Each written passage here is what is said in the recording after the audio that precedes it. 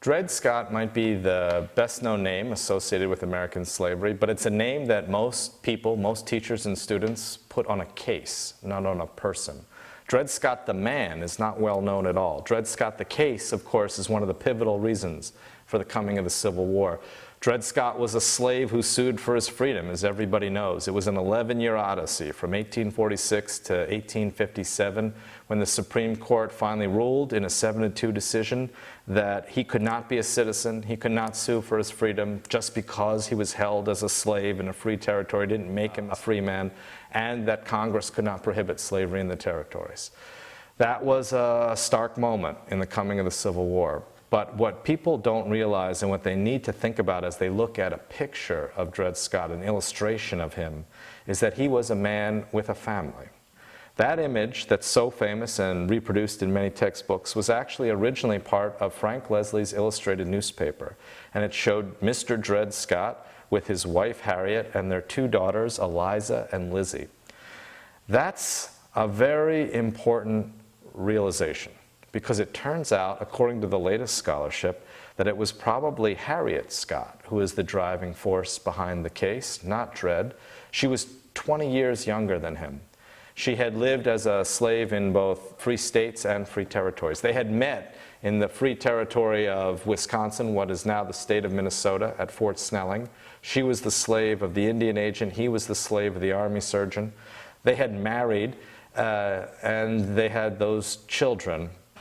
But she was the one who was the churchgoer in St. Louis, who attended a church where the pastor was a known abolitionist, who was connected to their first lawyer. And the connections, now revealed for the first time by the latest scholarship, seem to indicate, although we can't prove, but they seem to indicate that it was Harriet Scott who was pushing Dred Scott for the 2 of them to file for freedom. And in fact, both of them filed freedom suits in 1846 in St. Louis Circuit Court.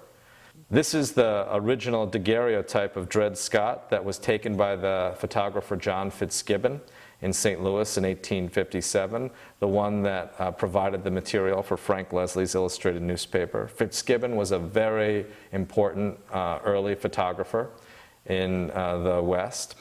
Frank Leslie's illustrated newspaper had been founded in 1852. And by 1857, when it reproduced this image of Dred Scott and his family, it was one of the more popular illustrated newspapers in the country, an important source for general information about the period.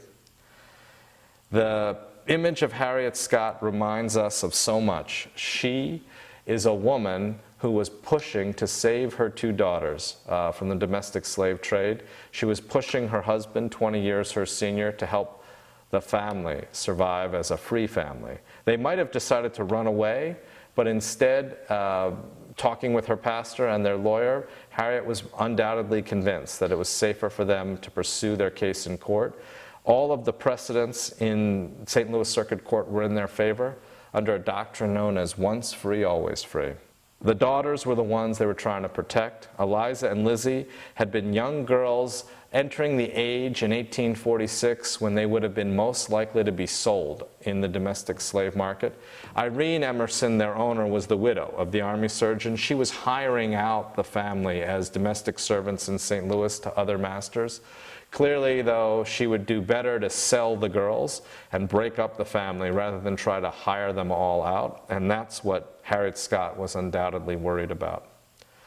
All of this reminds us that these people have families, and these families determine their interests, and these interests are what drive them into court to seek to protect their rights. It's a family story that sparks one of the most important legal issues in the coming of the Civil War. We would do well in our classrooms to try to restore Dred Scott to his family in order to explain the kind of motivations that drove people to fight for freedom. That's the kind of spirit that motivated Harriet Scott and Dred Scott.